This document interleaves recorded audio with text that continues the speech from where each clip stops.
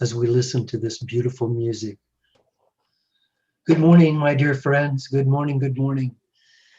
I'm glad you're with me today, and we're going to have a really important message today, one that's really changed my life and made me filled with purpose and meaning and joy. And this beautiful message is about service. You know, you and I want a lot of things, but what we really want are the things, are the feelings that having those things will bring. So if I had the boat of my dreams, for instance, how would I feel then? So it's the feeling that I'm after. And that feeling is a calling for us. It's an urging inside that calls us forward, that gives us life, gives our life a direction. And we aren't to ignore those desires. We're to follow them. But the feeling that we're after can be ours now. And, and in order to do that, we have to realize that we belong to a society. We belong to a great fabric that's called the human race and the animal race, all of life around us, including the trees and the flowers and the grasses of the field. All of us are alive. All of us are living our lives in creation and in harmony. We all need each other and we flow with each other. And what every animal and every botanical creature knows that human beings quite often forget is that only when we're giving do we get. Only when we're flowing the grace and the goodness and the resources out from us do they flow into us. And only then do we really have that feeling, that emotion, that gratitude, that joy that we seek in life. I want to tell you a story. I heard this story years ago and it stayed with me, and it's really been an important story. Now there's a meaning inside of this. There's a meaning inside of the story. I'm hoping you'll get it. Excuse me. There was a priest many, many years ago in Asia, a monk, a priest that was very high, and he'd become very successful. He was charismatic, powerful, spiritually awake. And because he was so well known, people came from everywhere to see him, and they brought him gifts. And after a while, he became quite wealthy, and he enjoyed his wealth, and he enjoyed doing his spiritual work, and he enjoyed being famous. But he also knew that there was a hole inside of him, an emptiness. And no matter how much he meditated, no matter how much he prayed, no matter how many people that followed him, that emptiness didn't go away. Finally, it got so enormous within him, he decided he needed to do something about it. He knew of an old man, a master, spiritual master, a Buddha that lived high in the mountains. And he had a little temple there where he taught monks. So he decided that he'd go ask that man, because it was the only person that he knew of that could help him fill the emptiness. So he went. It was a several-day journey. He was being carried in a palanquin. He had his servants around him. They were bringing all of his different clothes and goods that he needed for the trip. They stayed in inns overnight, and his followers stayed in the barn. And when they finally arrived in the mountains, at that little place where the temple was, he said to one of his people, "Go and knock on the door and tell the old master that I'm here." So that person went and knocked on the door, and then he came back and said, "I was told that the old master is busy, that he won't see you until this evening, that you must wait." Well, he was a little taken aback by that, because after all, he was quite a famous person. But he waited. And then toward evening, the old man came up and bowed to him and said, "I'm so pleased to meet you. I've heard so much about you." And the man said, "Well, I've heard a lot about you too, but I came here because I have a question to ask you, and I have a need that needs to be filled." And the old man said, That's fine. He said, I don't have time right now, but he said, tomorrow, maybe tomorrow evening we could meet. But between now and then, I would like for you to clean my path. There's a path that runs from here down toward that valley. And at the end of that path is my little cottage where I stay. And I'd like for you to clean that path, if you will. So the guy said, clean your path? I mean, hello. He said, yes, I'd really like for you to do that. And the old man walked away. So the guy went back to an inn and stayed overnight. And he got up in the morning and he told his followers, he said, I want you to clean this path. So they did. They cleaned the path. In the evening, the old man came out and he said, I know that I asked you to clean the path, and I know that you didn't. I know that you had your people do it. I didn't ask you to have your people do it. I asked you to clean the path.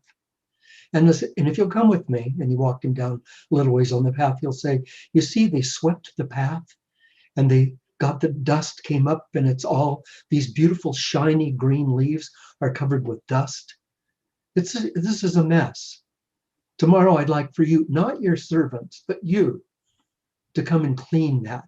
Clean those leaves and dress this up all the way to the cottage. And I want you to get that done. And he was pretty severe. And the guy was a little ticked off because, after all, do you know who I am? But he realized that he was not going to get what he wanted from this old man unless he did it.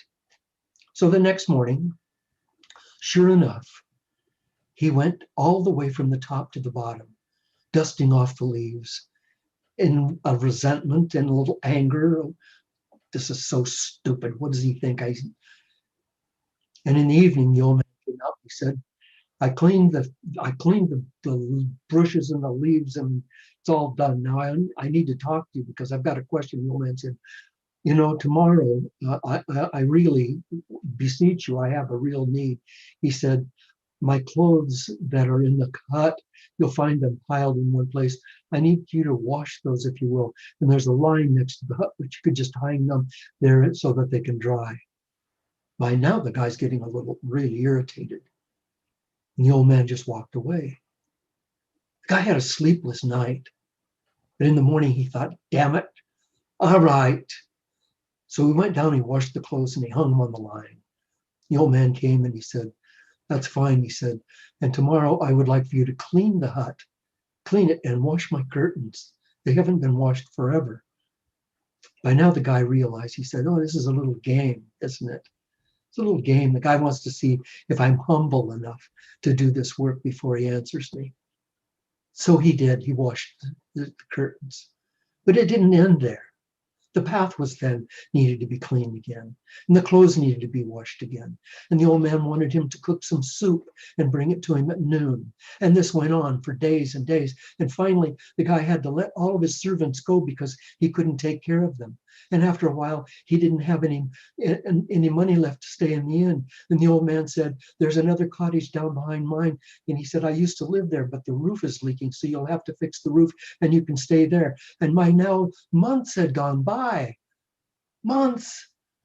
And the guy knew that he could not go back to his temple with this hole in him, so he had to stay. The only chance he had at life was to get this old man to help him. And winter came. And he had to clean the snow off of the path so the old man could get up and back. And he stayed in his little hut and he ate his soup and he fixed soup for the old man. And he was in resentment and he was cold and he was miserable. And at the end of the winter, when the flowers started coming out along the path, and he was cleaning the path and he was down close to the flowers and looking into the flowers, and seeing for the first time in his life the color and the velvetness of those petals, and seeing them stand out in brisk dimension against the dark earth behind them. And he looked up at the blue sky and the tall green trees leaning against the sky. And he heard the music of the birds and of the insects buzzing around him. And he saw the old man coming down the trail, and he was filled with love, filled with love. He no longer cared about his temple or his famous self. And as the old man came close, he bowed deeply down and touched his forehead to the old man's feet and said, I so love you, and it is such an honor for me to serve you. And the old man said to him, get up now. And the old man said to him, and here's our lesson, my friends. He said, tomorrow you go to the temple and you become the master and the teacher. And I, from now on, will clean your path. The old man knew that the highest level that he could reach was to be a servant. You and I are servants. We were made to be servants. We were born to be servants. That's our highest level. We each are run by our egos. And egos are good things. They keep us balanced. They keep us sane.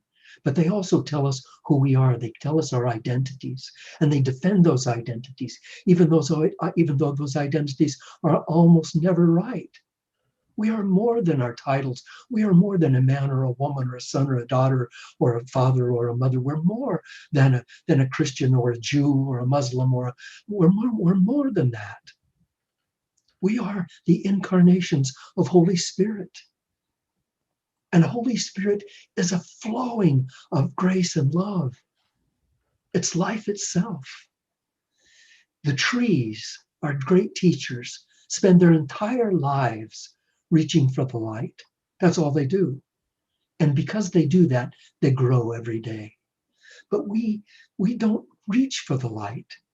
We are too busy trying to make sure that we get the right nutrients and the right air and the right, if we were trees, we would spend all of our time thinking about ourselves and how we're doing rather than just dedicating ourselves to reaching for the light. Every spiritual teacher, my friend, every spiritual teacher, Abraham, Moses, Jesus, Lao Tzu, Rumi, Mother Teresa, Myrtle Fillmore, Charles Fillmore, Ernest Holmes, Emily Cady. I could go on and on. Every one of those spiritual leaders, they were all Christs. They all had within them the Christ consciousness. And so did Buddha. Every one of them spent their lives giving, were dedicated to serving. Think back, Mother Fillmore, her whole life from the time she was awakened was giving, just giving, serving. So was Charles Fillmore. So was Ernest Holmes. They were followers of the Christ consciousness of Jesus.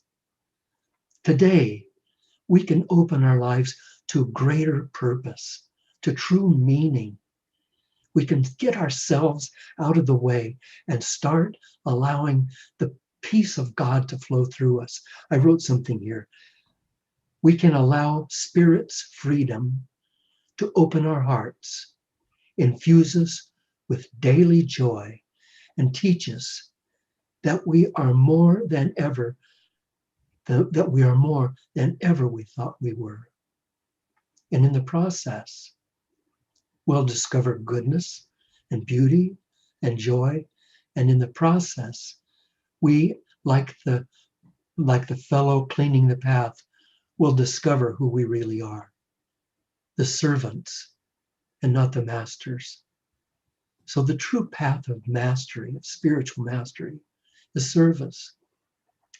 Now you have within you a grace more powerful than you've ever known. And as you give it away, as you give your love away, as you serve others, that grows inside of you until, like that fellow bending over and looking at the flowers and the trees and the sky and the dear old man coming down the path, at that moment, you awaken and you discover who you really are. And then the power is in you. And then the things that you've sought to have, because they would bring you a certain level of joy, of emotional well-being, you have already then that joy and that emotional well-being. And the secret of that is, whatever then you wanted, you can easily have. Because once you have the feeling of having that, manifesting it materially is no big deal. So you can be, do, and have whatever you want. But you must not first seek wealth or first seek goods. Did you know that a lot of lottery winners, after 5 years, most of them are broke? They win millions and millions of dollars, sometimes hundreds of millions of dollars. After 5 years, they're broke. And the rate of bankruptcies in 5 years is twice as high from lottery winners as it is from the regular populace. Twice as high from lottery winners. So getting the material goods obviously is not the answer. Getting what those material goods can bring is the answer. Abraham Maslow, incredible psychologist, created for us what he called the evolution, or Maslow's hierarchy of needs. And he talked about survival. There it is. Survival, stability, success, and significance. And so most people on this earth are in survival because they don't trust the grace of God. An apple tree standing in a forest, or maybe Johnny Appleseed scattered a seed and that apple tree came up wild somewhere out in the woods. That apple tree doesn't worry about how it's going to get by.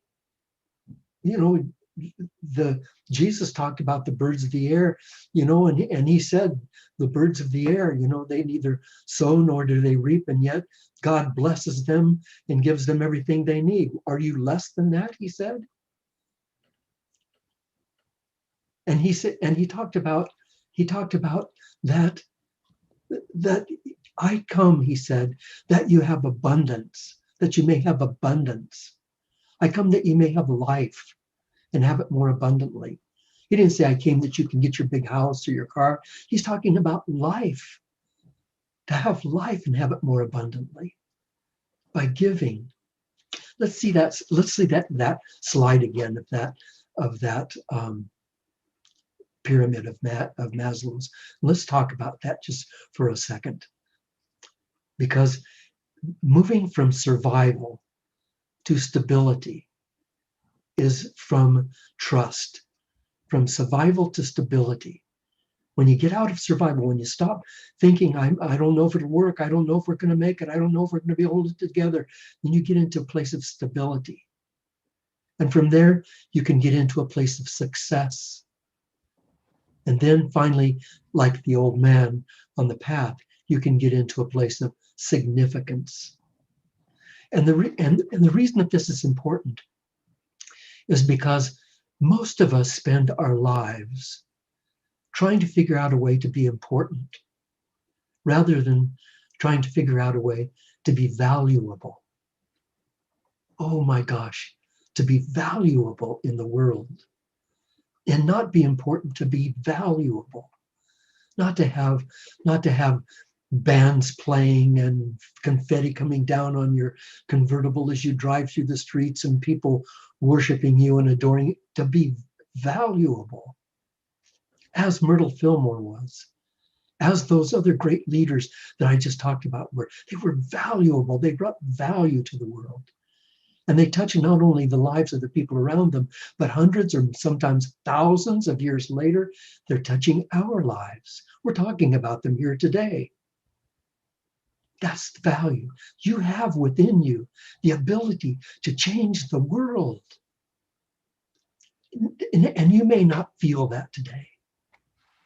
But tomorrow or the next day or many years later, someone will be awakened because of something you did, something you said. You'll make a difference.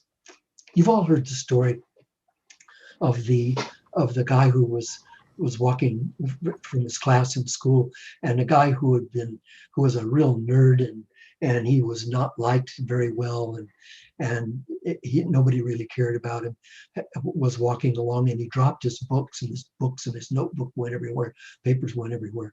And this other guy was walking along, and he thought, oh, well, what the heck, I'll go over and help him. So he went over and helped him, and the guy was crying.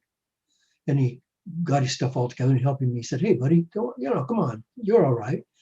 And the guy would just kept crying. He said, "Come on, let's go get a Coke." And they took him and they got a Coke, and he said, "It'll be okay. Hey, you're a good guy. Don't worry about what people say. You're all right." Many, many years later, that guy who had been helped was a great leader. And he said that on that day, he was on his way to commit suicide. But somebody reached out to him. Somebody helped him. And because of that, he not only came back, but he became someone who influenced many, many, many other people, changed many lives. If you and I could just realize today our purpose for being here is to serve. And I've written down, if you don't mind, 5 ways that we can be in service. 5 ways that we can clean the path. Number 1, listening and encouraging. Well, there's people out there who need to be heard. Almost no one listens. People are talking and somebody else is just waiting for their chance to talk. They're kind of nodding, which means get over with it. Come on, get over with it because I've got something to say. And they don't really hear. They might be listening, but they don't really hear. They don't hear the tone of the voice. They don't hear the articulation. They don't hear the music in the voice. They don't hear the deeper meaning behind what people are saying. If somebody listens to you, they connect with you. If they listen, really listen, and don't correct you and don't give you advice and don't try to fix you, but just listen, then your soul can sing and be heard. Secondly, volunteering.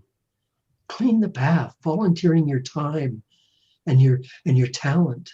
You have such talents and such time. Tithing, here's what tithing means. Tithing's got a bad name because everybody thinks it's a scam, tithing to try to get money.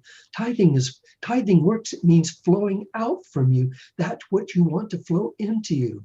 It's as simple as that. And if you're busy and you need more time, give your time. If you feel that you don't have enough talent, give the talent you have. Provide other people, number 3. Provide money and needed goods. I know some of us are saying, well, I can't really give money right now because I'm having a hard time financially. Yes, that's when you need to give money. That's when you need to give money. You need to the source of your spiritual awakening, your source of your spiritual power. Give something. If it's $1, if it's 50 cents, if it's $1,000, something. Give something. Flow some money out to you from you, and then money can flow into you. It's said that if you give money, it'll come back to you tenfold. I don't know if it comes back tenfold. For me, it's come back multifold. For me, tithing money, there's no limit to the amount that comes back to me, and the goods in my life, and all of the values in my life. I need a new car, and I'm thinking, well, I'm going to have to get a new car when this car's not working. Well, you know what? I'm going to donate this car. So I donate this car, and next week somebody gives me a new car. That it works, but it isn't. You don't give so that you can get. You give because the joy in giving is what makes life work. And then when you're cooking, double the recipe and take some to someone in need. Just double the recipe and take someone, whatever that extra is, so they feel your love and they feel that you care. And then lastly, one of the great fun things is to pay it forward. So if you're waiting in line, to say to the person, here's money for the person behind me, take that out of my card. Or to pay for the person behind you's coffee, or the person behind you's meal. Or to see someone sitting at another table and say to the waitress, don't give them their bill, give me their bill. And they don't know who did it. What a thrill that is. Become a servant. You and I can become servants and make time each week to serve. Make that a regular part of our lives. And also allow yourself to be served. Get yourself out of the way. If I come to serve you and you don't let me because you don't think it's worthy, then I don't get a chance to be all that I can be. We share and we give. And as a result, we not only feel the presence of Holy Spirit, we become the presence of Holy Spirit. It's my great honor to serve you. Thank you for letting me. I love you. Please put your questions in the chat box, and Reverend Bob will be very happy to answer any questions you have. So when you're ready to pray with the prayer chaplain, just a reminder to stay online, and we'll show you how to do that to connect with the chaplain at the end of the service.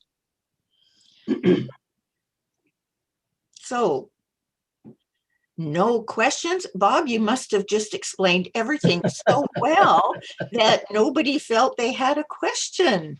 Well, I don't know. if anyone else there has a question and they feel that they can't maybe get it in a chat box, then unmute yourself and just ask the question. I'm listening. Okay, just let me finalize this by saying this then. This Unity of Vancouver is a church, 501c3 church, regular church, a legal church. And as such, it is thought to be a religion, and legally a religion. But we're more than a religion. We don't teach you that you have to believe certain things or believe our way. We're interested in you being all that you can be in the world. We know that you are a spiritual being inhabiting a physical body for a few years. We also know, and I'm going to talk about this next week and prove it to you, that you were never born and you will never die. You've been here forever.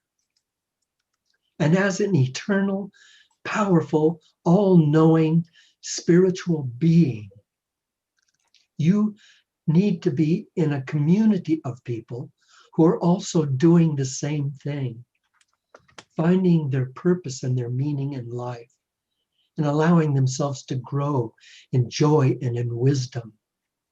That's what we're doing here. That's what we support here, not just in Canada, but from around the world, wherever you are, in any country. Tune in with us at 11 o'clock on Sunday mornings. Come at 7 o'clock on Tuesday evening for a class. We are here in service to you. Our job is to make your life what you dream it to be, because we know that that is your divine and sacred calling. So support us, if you will, financially, with your time, with your services, with your talent, with talking to other people and getting them to come with you to services or to classes. But know that we are here for you, to serve you, and you're most welcome to come and join us at any time. Thank you. Bob, we do have a couple of questions after all. Oh, good. Yeah, Mary Lynn asks, what does one do when others do not respond or accept help? Thank you. You know, that's a really good question, because there's a lot of people, including a lot of us, that won't accept help, that we don't think we're worthy of help, or we have some sort of a pride inside that says it'll make me look weak if I accept help. But even in those cases, then we have to go back to the source, back to listening. And the way we do that is to, when we're with that person, to open them up, and this opens them up to just ask them questions. So what about this virus thing is affecting you the most? How does that feel? Boy, when you feel like that, what do you do? How do you react to that? Wow, you must know other people that are going through this too, do you? Who are they? How are they dealing with it? Wow. Questions about anything that gives them a chance to talk. And then they begin to feel connected. And then through that connection, that opens a channel between you and that person. You can begin they begin maybe to accept your help. We only can do what we can do, but the greatest thing that we can give each other is our love. And that means listening, accepting them, respecting them, giving them affection and support. Thank you for that question. And another question, Bob, from Unity. Of the 5 ways that you quoted in the talk today, which one do you feel is the most important one to focus on? I think that the most important one is certainly listening and encouraging. That's the most important. The others are really important. The volunteering, providing, doubling your recipe and giving it to someone else, paying it forward. All those are really, really important. And they're fun. They really open you up to joy. But people need to be connected with. They need to know they matter. They need to know they matter to you. And they will know they matter to you if you're listening to them. So get them in a conversation. Endless. Doesn't have to be a long conversation. See, I just had 5 minutes and I wanted to talk to you because I just wanted to hear your voice. And then for those 5 minutes, get them to talk about themselves and listen to them. Listen, really hear them and listen to them. That's the most important. Thank you very much for that question. It's a good one. And another one from Nusat Jamal says, as someone raised in the spirit of service, how can we support or encourage other people of faith to volunteer their time, talents to people of all backgrounds? Oh, wow. Once again, we have to start at the beginning. That's such a good question. When we look across the planet, we first see our brothers and sisters, all of our brothers and sisters. It doesn't matter what their religion or their faith is. It doesn't matter if they have no faith or no religion. It doesn't matter whether they're poor or rich. It doesn't matter whether they're in prisons, whether they're murderers or thieves. It doesn't matter. They're all our brothers and sisters. And some of them have really gone astray. Some of them are lost. Some of them are doing okay. But all of them belong to us. And it's said that no one will get back to the garden until everyone gets back to the garden. No one's going to be left behind until we heal our human family.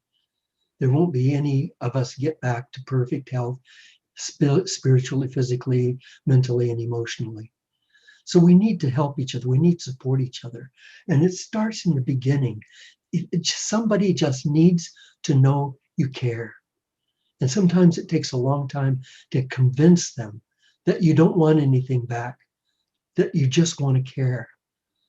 So those people, there are people who support some politicians that others think are criminals and are awful people. And those people, we don't understand them maybe, or we think there's something wrong with them. But we're all brothers and sisters, and we're all doing the best we can. And forgetting about all of those extraneous behaviors and attitudes, we just need to love each other and let each other know that we're loving each other. That's the deepest level of service. Thank you, Bob. Doesn't appear to be any more questions. So I guess we can round that up. And thank you, Bob, as always, for sharing your experience and your wisdom. We so appreciate it. And now, Shirley, yes, Shirley, can I just say quickly? of course. Bill and Darlene did such a beautiful job today, and this grace and the spirit moving through them is so wonderful. Thank you very much. I am so impressed by the incredible musicians that we have here at Unity of Vancouver. But just a special blessing to them. Thank you. Thank you. Well said. They certainly, we are blessed at Unity. There's no question. And now we are going to recite our prayer for protection. So together, the light of God surrounds us, The love of God enfolds us. The power of God protects us. The presence of God watches over us. Wherever we are, God is, and all is well.